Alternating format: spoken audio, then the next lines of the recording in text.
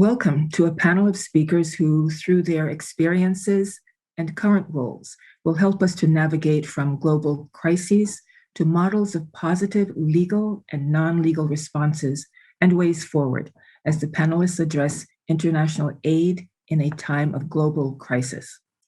The panelists and annual meeting attendees are aware of the multiple crises facing the world and each of us, including COVID-19, climate change, addressing the Sustainable Development Goals, food insecurity and famine, migration and conflicts, among many others. The panelists will concentrate on the many positive responses to these challenges and novel ways forward from international, regional, and civil society vantage points.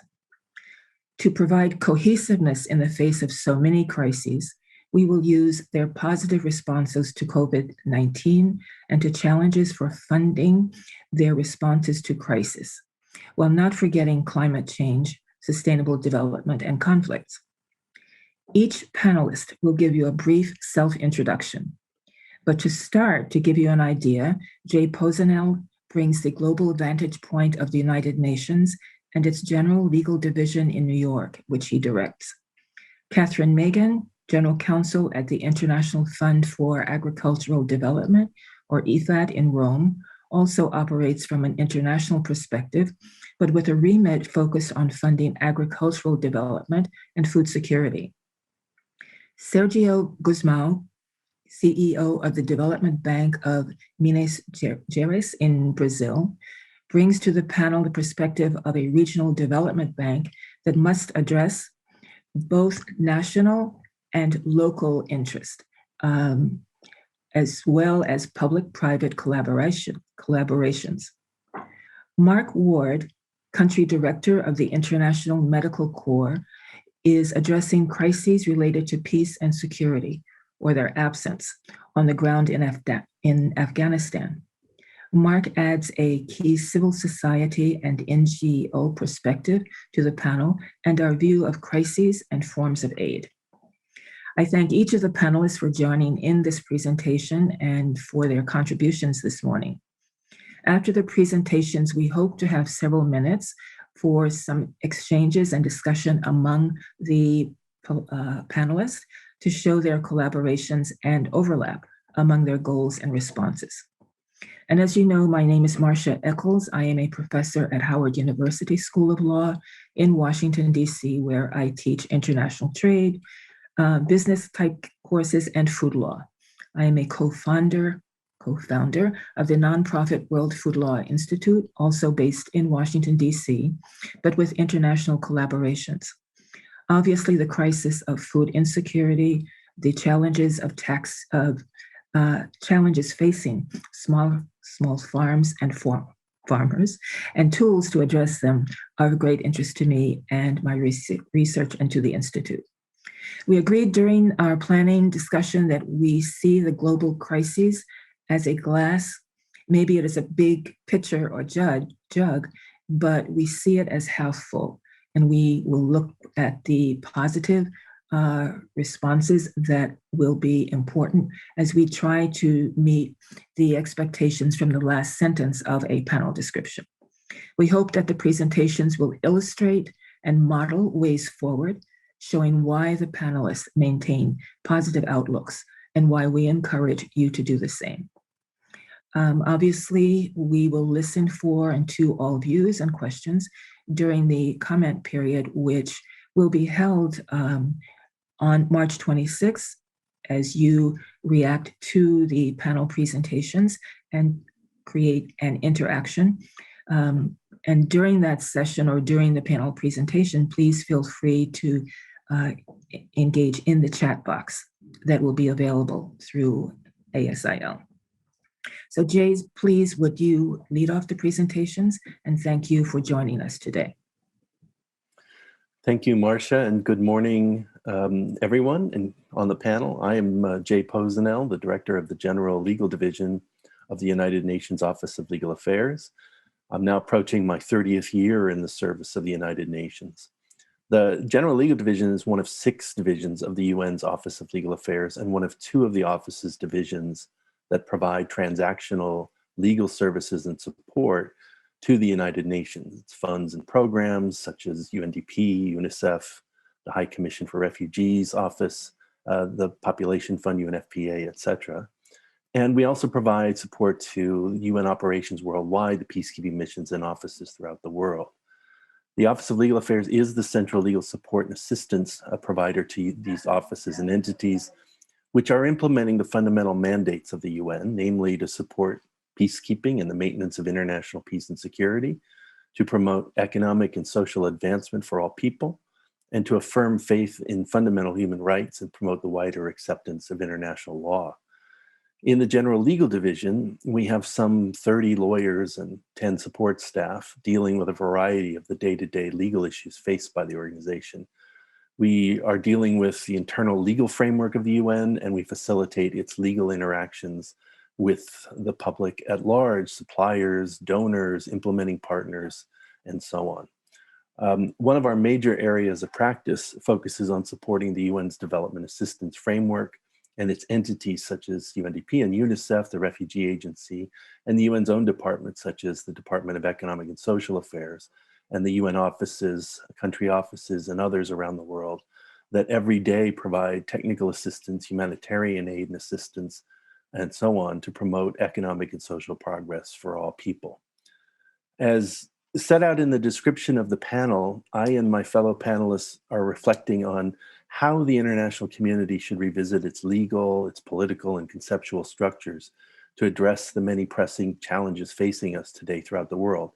And our focus, as Marcia has explained, is on how aid for international development and humanitarian and technical assistance can be effective, even while some world leaders have employed a nationalist agenda that has minimized traditional foreign policy commitments, including international aid. From my perspective, contrary to the desires or even the predictions of some, I firmly believe that multilateralism is alive and well. While some leaders have presented a nationalist agenda and have sought to downplay the role of the international community in multilateralism, significant interactions among human beings, whether trade, communication, promotion of fundamental rights, assistance to those in dire need, and so many other forms of collaboration are occurring regardless of boundaries. And the problems caused by and faced by humanity, such as climate change, epidemics and pandemics now, and threats of apocalyptic self-destruction cannot be solved by nations alone or if they turn inward. The UN and other global and regional multilateral institutions have been expanding their agendas over the many years to meet these common problems and challenges faced by humanity.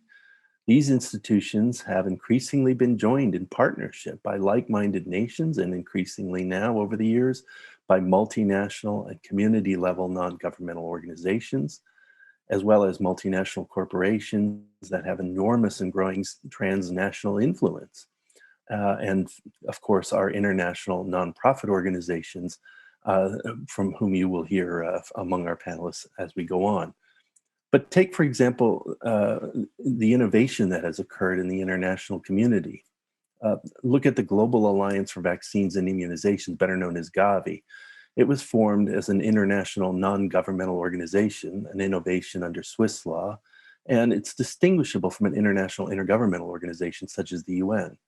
But Gavi nonetheless works with international organizations such as the World Health Organization, UNICEF, and the World Bank, but it also works with major foundations such as the Bill and Melinda Gates Foundation, and Gavi is supported by governments, corporations, foundations, NGOs, and others who all want to improve access to vaccines and the overall health care available in low-income countries. In response to the novel coronavirus pandemic, Gavi's emerged as a key partner for implementing the COVAX Access to COVID-19 Tools Accelerator that was launched by the World Health Organization in April 2020, along with various international, intergovernmental, and non-governmental organizations.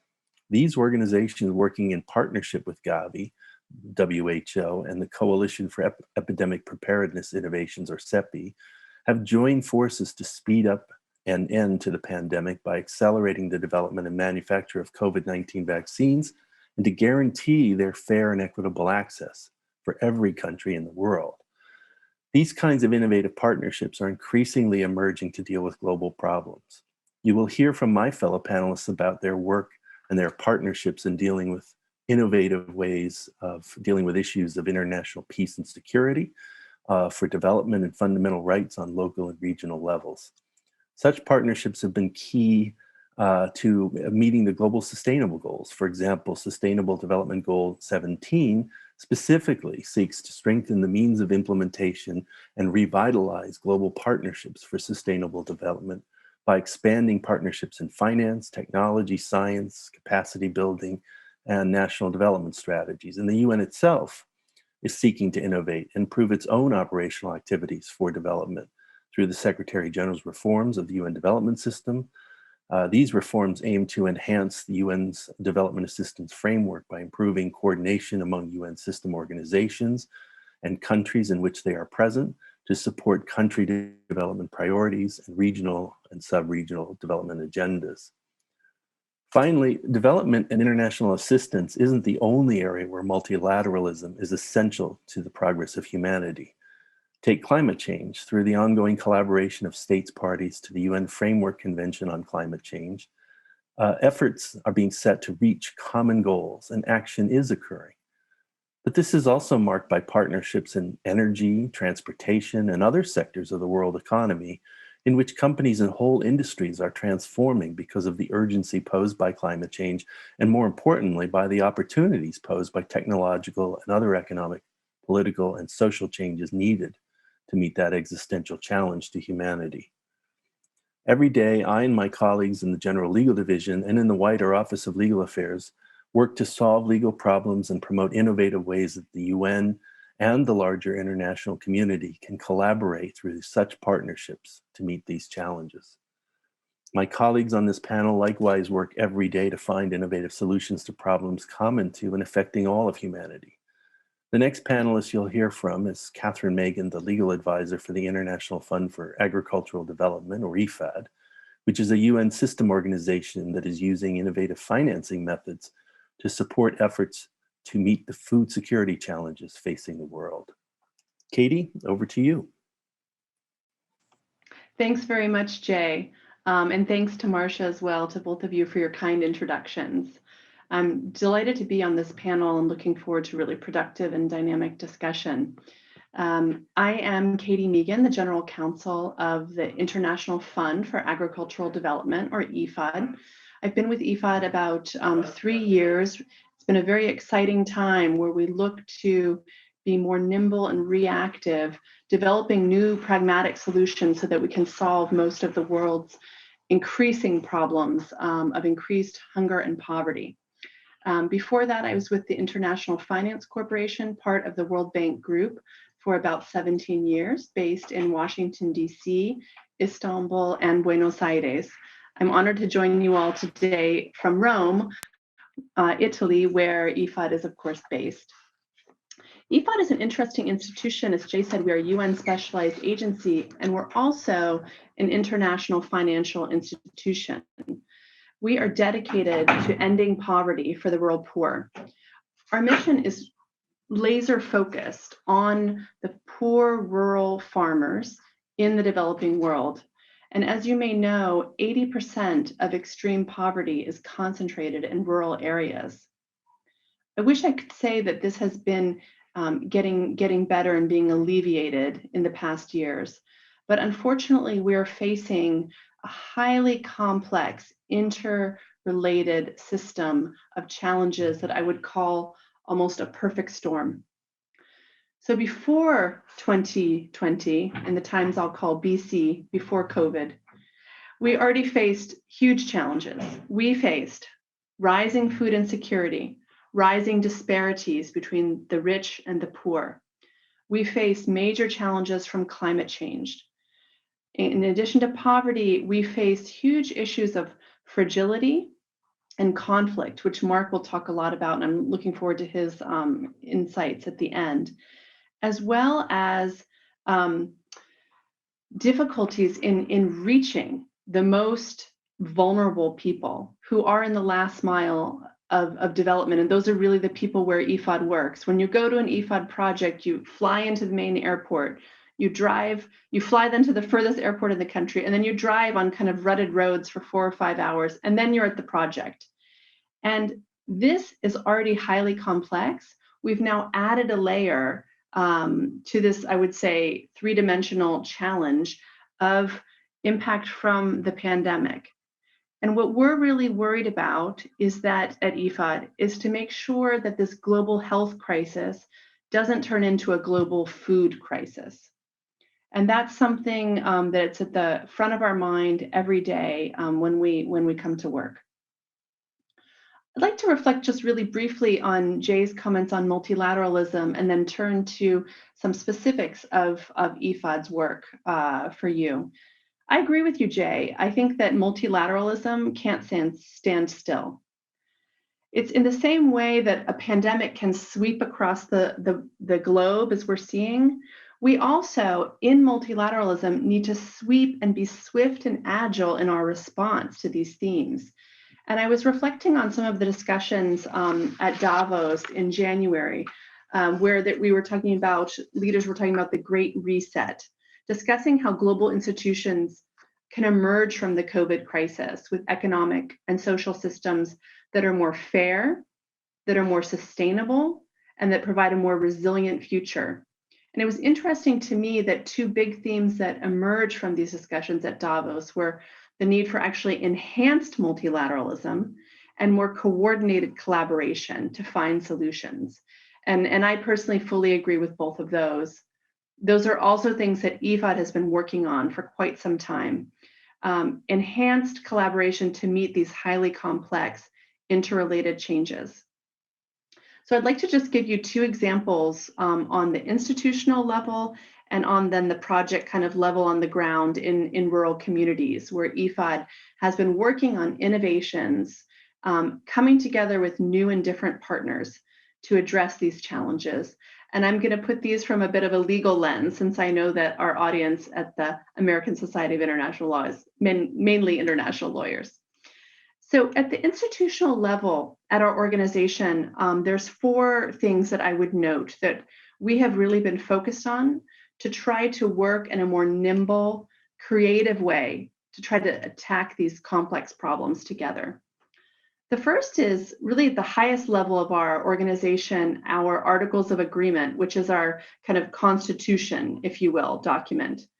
It's a document that is rarely changed and long-standing, but indeed we have incorporated changes with our member states recently that allow us to finance directly to the private sector, that allow us to borrow money from the capital markets, and that allow us to work with subnational, national development banks and similar entities.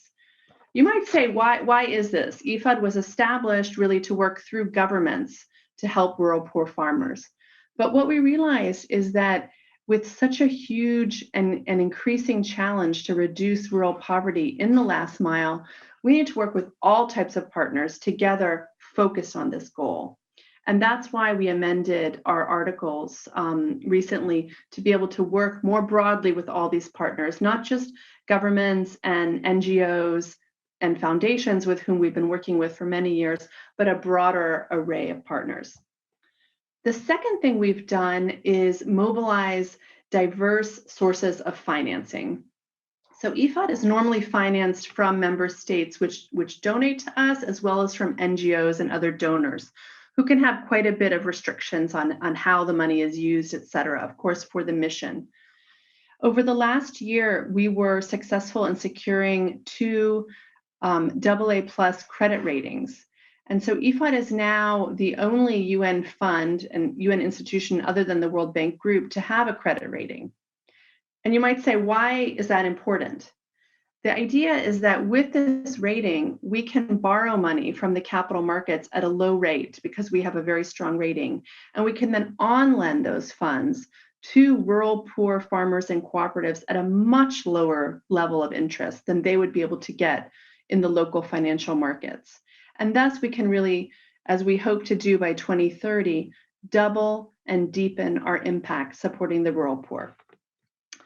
We've also worked on new instruments like private sector, working with the private sector, as I mentioned, as well as decentralization, so that we can have more of our staff closer to the client. So these are 4 changes we've been making on the institutional level. On the practical or program level, I'd like to highlight 2 things. One is the Agribusiness Capital Fund, or the ABC Fund. This is a Luxembourg incorporated impact investment fund that IFAD sponsored and arranged. And you might say, why did we do this? It's a very novel structure.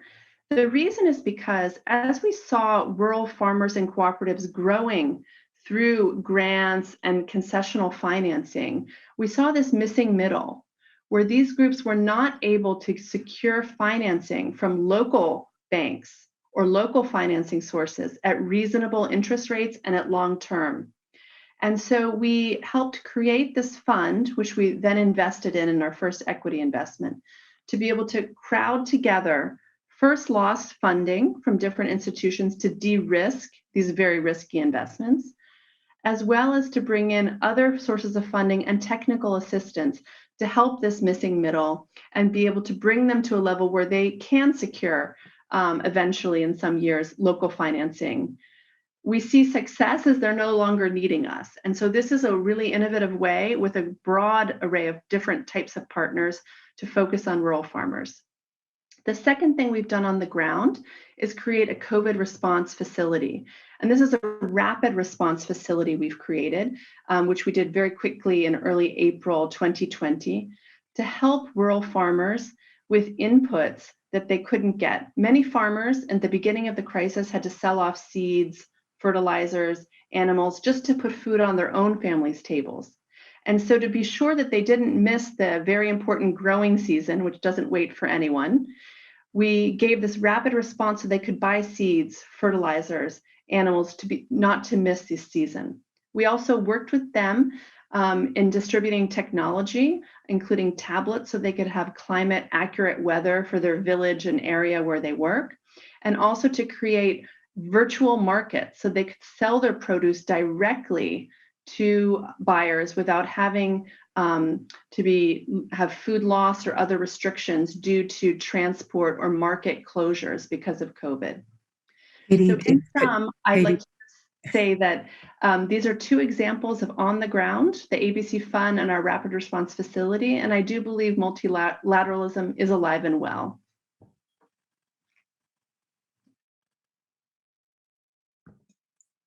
Thank you. Perhaps what you have just described in a way could lead into Sergio's presentation. So Sergio, if you would lead us forward. Thank you, Marcia. Such a pleasure to be with you today, participating in this panel. I'm Sergio Guzman Sotrodolsky, the CEO of Development Bank of Minas Gerais in Brazil. Just like the majority of nations, the COVID-19 crisis has heavily hit both the healthcare sector and the whole economy in Brazil, and the state of Minas Gerais, of course, from where I speak today. The country's economy has shrunk by more than 4% in 2020. Unemployment and poverty rates have increased, and more than 250,000 people have lost their lives so far. Such extreme figures and poverty are the product of unprecedented crisis that we are living today at the global level. In this sense, scholars and institutions such as the IMF, the World Economic Forum, the UN have been calling attention for the need to get recovery right. So we won't be wasting another crisis to change patterns of economic growth towards a more sustainable and inclusive future. Given these extremely challenging conditions, international aid strategy and instruments should be considered in a holistic and pragmatic way that is fully connected with the 2030 agenda of the UN and its sustainable development goals.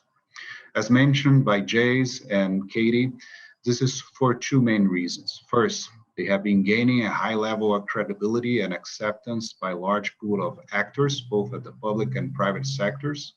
Second, they provide a solid, flexible, and pragmatic pathway to respond to the current crisis. Our challenge, especially for the next decade, is how to effectively implement a sustainable response on the ground. A recent study published by OECD estimated that 65% of the 169 targets underlying the 17 SDGs will not be reached without proper engagement and coordination with local and regional government. Our particular set of institutions that can be very important in terms of implementing these agendas are, of course, the subnational development banks, such as BDMG. We're closer to the necessities and challenges that are meant to tackle with these interventions, and our banks are flexible and able to identify priorities, reorient our portfolios, and find strategies that can shape and address the needs and peculiarities of our regions, very diverse regions of the world. More importantly, we are strategic portals for channeling financial support to local communities, business and entrepreneurs, as mentioned by Kate. So in order to contribute to a better channel and available global goods and able to implement financial and technical resources at the last mile with large impact, we believe that adapting the governance of our institutions and operating in coordination with our global partners is the only path ahead. This is exactly what we've been doing in Minas Gerais. We are the largest subnational development bank of Brazil.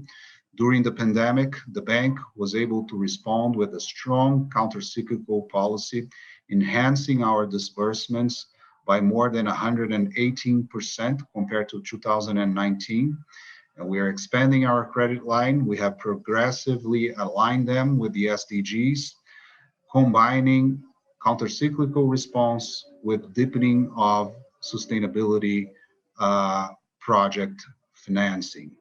In addition, we have expanded our emergency programs and lines, including lines for gender finance, being able to empower female entrepreneurship and obtaining working capital for micro and small enterprises.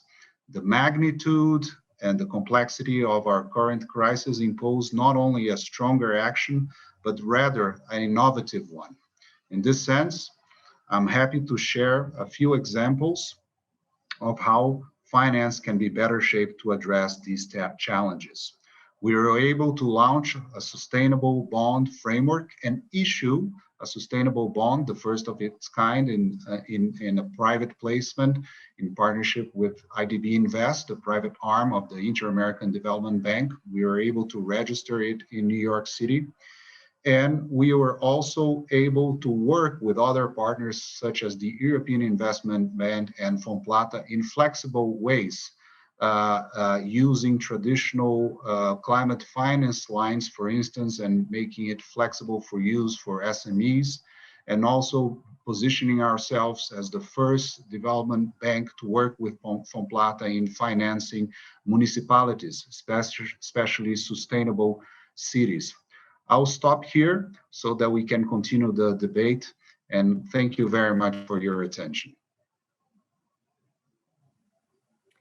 Sergio, thank you very, very much for developing from a more local perspective some of the ideas that Jay and Katie mentioned from their international perspectives. And as you noted, there is more and more consideration of focusing on local. And certainly, I noticed a report from FAO recently that mentioned not just SMEs, small and businesses, but MSMEs. So just focusing more on micro businesses and in the programs and as we move forward. So thank you for adding this perspective to our discussion. And all of us have been waiting for Mark and for a very, very different orientation, perspective, and role in the whole way of trying to recognize and address crises. So most of us have thought about global crises like COVID or addressing the Sustainable Development Goals. Mark has to address some real crises, real issues regarding peace and security. So Mark, thank you very, very much for joining us today, and we're looking forward to your presentation. Marcia, thanks very much. Hey, everybody. Mark Ward. I'm the country director for the International Medical Corps in Kabul. Let me start with a big hats off to ASIL. I think this is pretty cool that you're getting to listen to a panel made up of people from Brazil, from Italy, from New York, from Washington, and from Afghanistan. And also, particularly for the young lawyers in the audience, to get an opportunity to see the roles, the different roles that lawyers play. You've got old former lawyers like me doing cool stuff, and you've got lawyers running organizations, general counsel, professors. So really hats off to ASIL for giving everybody the opportunity to share experiences, and I think it's pretty cool. So yeah, I've got a little bit of a different perspective on the challenges of delivering aid in the middle of a global crisis. Because I'm running a humanitarian organization in Afghanistan. I'm in the field in the middle of a 20-year conflict that you all read about every day. In a sense, the International Medical Corps is multilateralism incarnate. We get our funding from different nations. We get our funding from multilateral organizations, including UN agencies.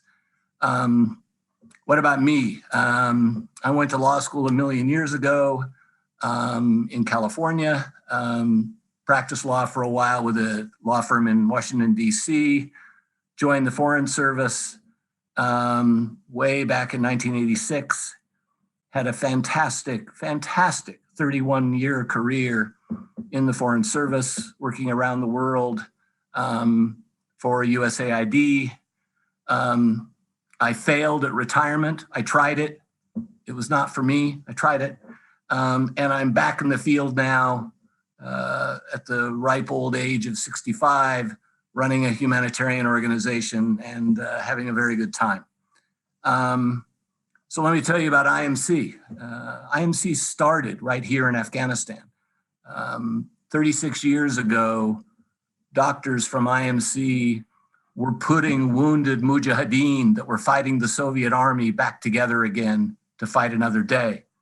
And their IMC is now working in about 30 countries. Here in Afghanistan, we're active in 12 provinces.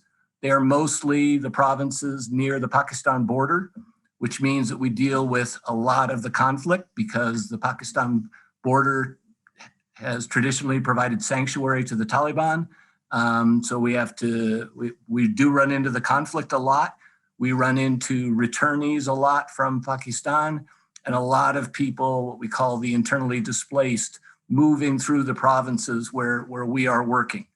The kinds of services, the medical services that we provide really run the gamut from that old traditional trauma care that IMC started with, particularly in areas where the fighting continues. I wish I could say that has let up, but it continues. In some areas, we provide mental health counseling brought on not just by COVID-19, but by 20 years of a war.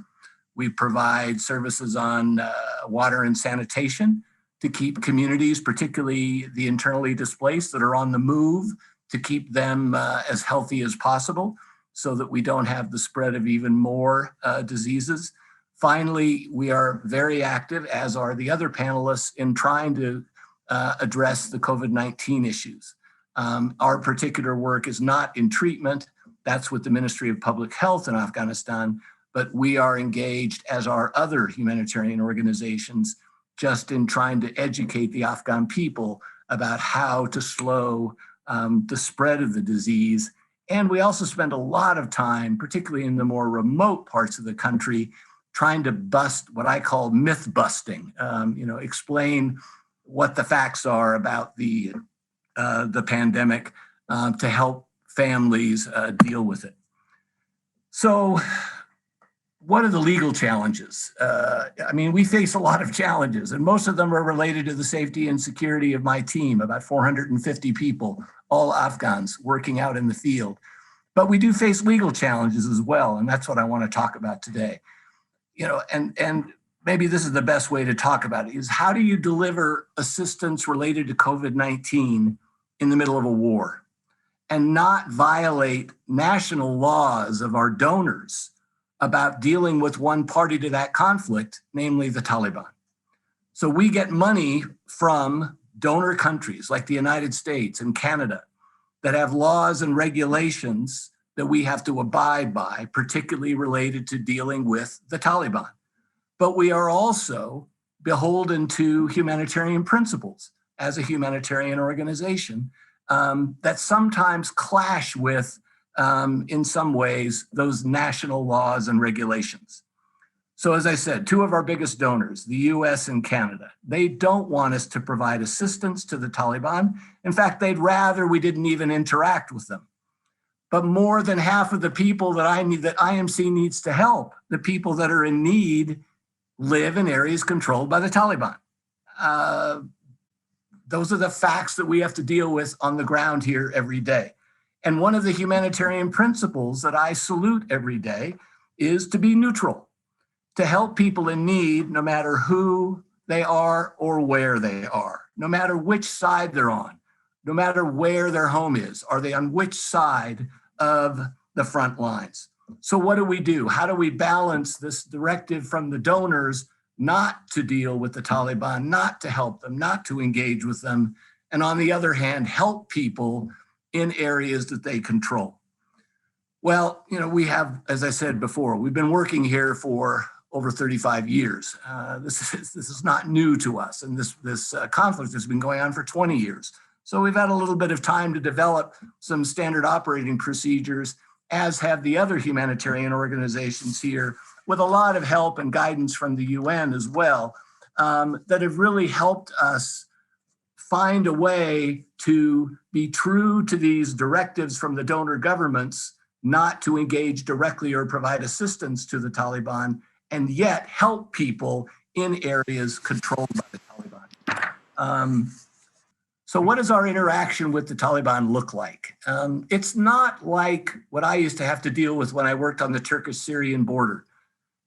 The Taliban are not attacking health facilities like the Syrian regime and their friends were. The interference that we see pretty much every day are things like hiring their relatives, hiring their friends, buying supplies from them, they want to control the distribution of the aid that we're distributing. And they'll want all the facilities in areas they control. They don't want any facilities in areas that the government controls. And these are, you know, we have to take these seriously, because if we gave in to what they're demanding, then we'd probably have crossed the line that the donors insist that we not provide them help, that we not support them. And we'd be violating the neutrality principle, because we also need to be helping people on the government side of the front lines. So what do we do? What are those SOPs that we've developed over the years to help us thread between these competing demands? Community engagement is really key. Making sure that the communities that we're trying to help want us there. That's as basic as it gets, but that's not easy. It takes years and years of working in these areas, patiently learning what the people need, listening to the people, changing over time as their needs change, so that not only are we meeting their needs, but when we get pushback from the Taliban, the community is there to support us and help us explain to the Taliban why the way we're doing business and what we're doing is really what the community needs. As much as possible, we get the elders from the communities and the religious leaders from the communities to engage directly with the Taliban. I don't engage with the Taliban directly. My staff, as much as possible, does not engage with them directly. They call us all the time, but as much as possible, we ask representatives from the communities who know our programs very well because they are the beneficiaries to actually talk to the Taliban representatives. Another thing that we try to do, which is so important, and we get a lot of help from the UN on this, is the notion of strength in numbers among the NGOs, among the humanitarian organizations. If all of us apply the same principles of saying no to hiring their friends, of saying no from letting them control our distribution, if we're true to those principles in the way we do work, that strength in numbers really gives us leverage if the Taliban gives us a hard time. If the Taliban is successful in dividing and conquering among the humanitarian organizations, then they don't particularly care if IMC, for example, walks away, because there'll be another organization that can walk in and play by their rules. So as long as we're all sticking with the same approach, that strength in numbers gives us leverage that usually helps us to convince the Taliban to back off of their demands, let us do our work, and keep the communities happy. Now, with all organizations, and the Taliban is no exception, there are jerks. There are some people that are just impossible to deal with. Unfortunately, jerks with the Taliban also have big guns. So the safety and security of my people has to come first. And so there are some difficult times where you're faced with trying to pull away from an area because they're just being unreasonable, and yet I've got people there in harm's way. So the white hair is an indication of some of the issues that we do have to deal with on the ground here, but it is the exception. For the most part, I can tell you that the Taliban is reasonable in most instances, because again, they care about the communities that they come from. They know the importance of medical services, and they know IMC because we have been there for so long. And by sticking with our principles, working through the communities, not engaging with the Taliban directly, and helping the people in need, not the Taliban, the donor governments respect our approach and don't give us a hard time. And as I said, usually this approach works. The communities are happy, they're getting the help that they need. The Taliban, for the most part, is leaving us alone. And the best evidence that the donor governments are happy is I haven't been indicted yet. Thanks for listening. Mark, if I may, I wanted to follow up on what you were talking about. You know, when we are delivering humanitarian aid and assistance, the UN faces similar challenges from donors and from governments where we're trying to import or bring in material, supplies, and so forth. When you're dealing with donor governments that are threatening you with violations of law, do they acknowledge, and in your discussions with them, do you raise the question of their obligations under international law with respect to humanitarian assistance, with respect to the need and the facilities they should make available for humanitarian assistance? Yeah, I mean, a very simple answer, and the correct answer is yes. We make it very clear, and any humanitarian organization makes it very clear when we put our proposals together. So before we've done any work, when we send a proposal to any UN agencies or any donor government, we are very clear on page 1 and on the last page. We will abide by humanitarian principles. They accept that. And one of the great things about humanitarian aid in the world is that donor governments do accept that. Sometimes we give them a stomachache when they think that particularly when we're working in areas under the control of what they consider the enemy. But at the end of the day, I'm pleased to say that donor governments appreciate what humanitarian organizations do and listen to us and hear about our standard operating procedures, and with very, very rare exceptions, back off and let us do our work. I don't see Marcia, so maybe I could just broaden that question. Oh, okay. Hi, Marcia. Sorry. But thank you. If you have another question, go ahead, Jay. I was just going to ask the Katie and Sergio from their perspective in international finance, What sort of challenges have you had from governments trying to impose, or donors trying to impose restrictions on how you operate? And what have you done, legally or otherwise, to try to overcome those? Thanks. I could kick off.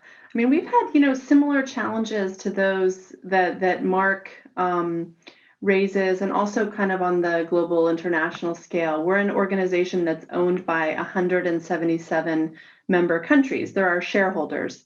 So we often get a certain member state or donor from a certain country or group of countries wishing to impose their laws on us, though we're an international organization. That's something we get a lot.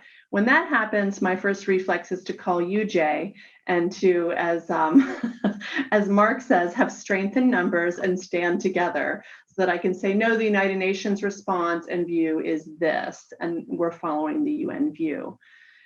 We also get pushback at community level, similar things to what Mark was highlighting, with local community groups in the very rural areas where we work. And we do a very similar type of stance, as Mark said.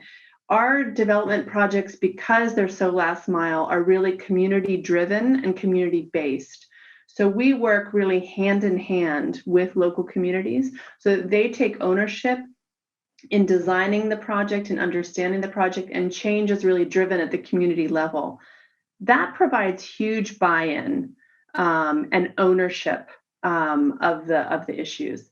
And then we work with broader arrays of partners, like Sergio's organization, other similar kind of non-typical government, private sector, subnational entities, because I feel like aligning this way, there's a lot more kind of power and cooperation behind you.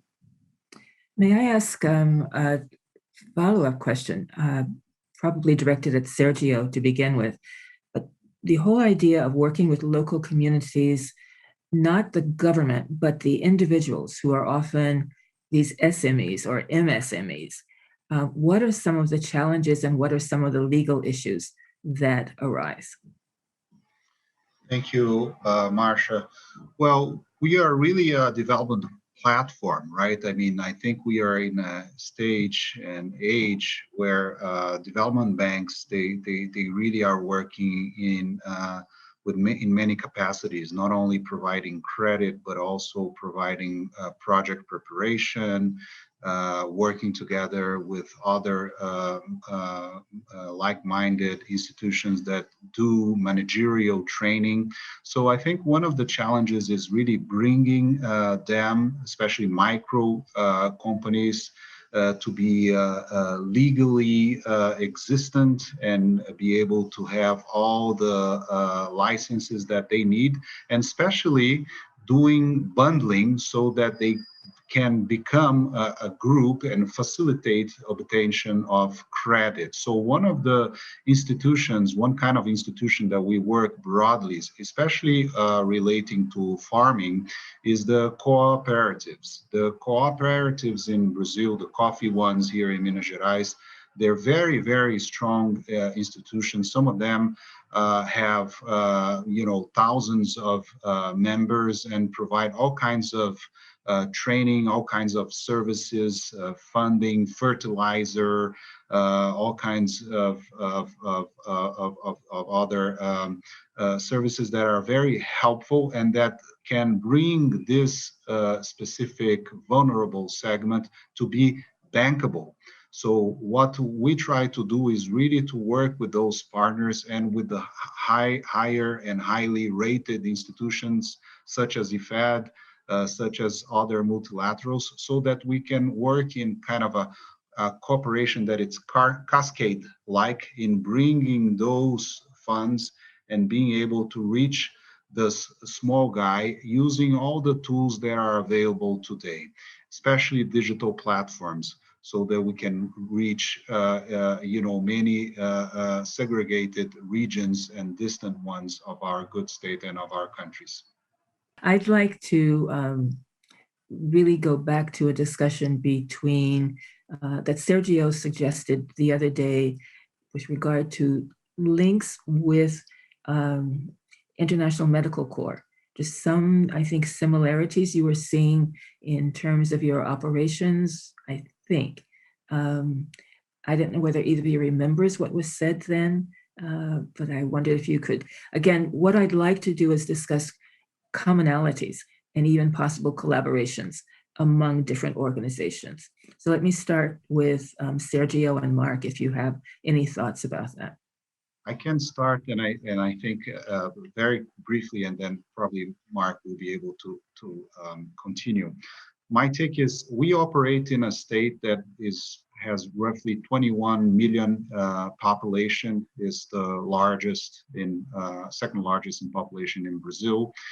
We have many mountain ranges, so in this sense, it's similar to Afghanistan, and the total size of the state is a little bit larger than Germany in size. So we could be an independent country, right?